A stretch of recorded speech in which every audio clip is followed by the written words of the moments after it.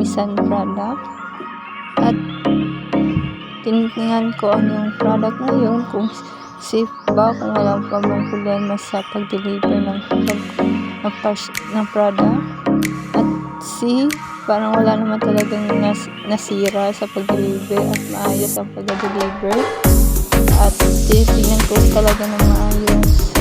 At dito, nahihirapan talaga ako tanggalin yung parcel kasi sobrang ganda talaga ang packaging ng product at nahulog pa yun. At sobrang ganda at paborito ko din yung kulay ng packaging. At nakita ko na yung official serum. Ayan guys, ipapakita ko na sa inyo kung anong naman ang parcel. Ayan yun po. Ayan, hindi ko alam paano ay pagpakita na maayos sa inyo. Ayan, nag-smile pa ako dyan para akong baliw. And then pagkatapos tinay ko na at nailamos na ako. Sorry po sa background. Sorry sa nakita nyo na background dyan. Makikita nyo na tinatry ko na yung Hamisan product ni Ma'am Julina. Usually, sobrang ganda kasi hindi siya masakit sa mata. Hindi siya talagang smooth lang talaga siya at mabula pa. Yan. You can see na nangilam sa Bisaya pa, nangilam na ako dyan.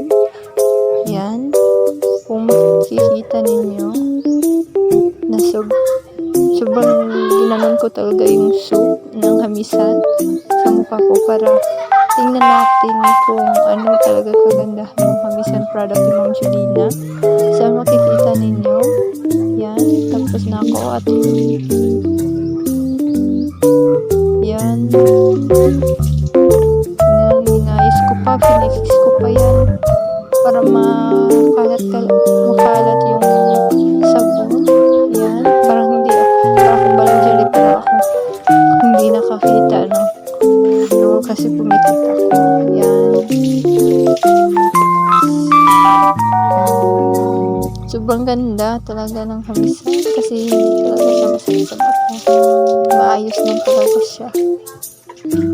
Sobrang tingnan natin in just 2 days kung may improving ba. Yan, ganyan, pinakita ko na ako before and after ng paggamit ko ng Hamisan product sa first time kong paggamit ng Hamisan.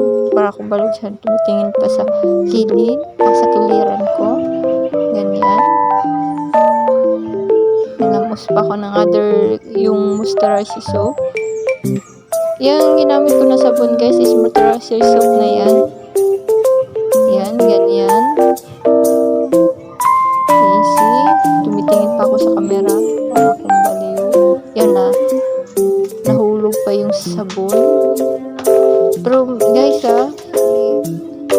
hinugasan ko yung sabon na nahulog sa bowl. Yan. Sa makikita ninyo.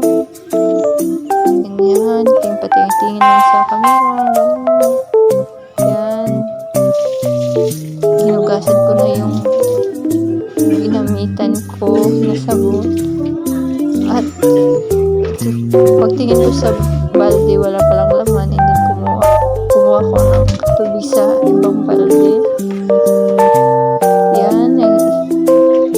Nanghihamos na ako dyan sa oras na yan. Yan.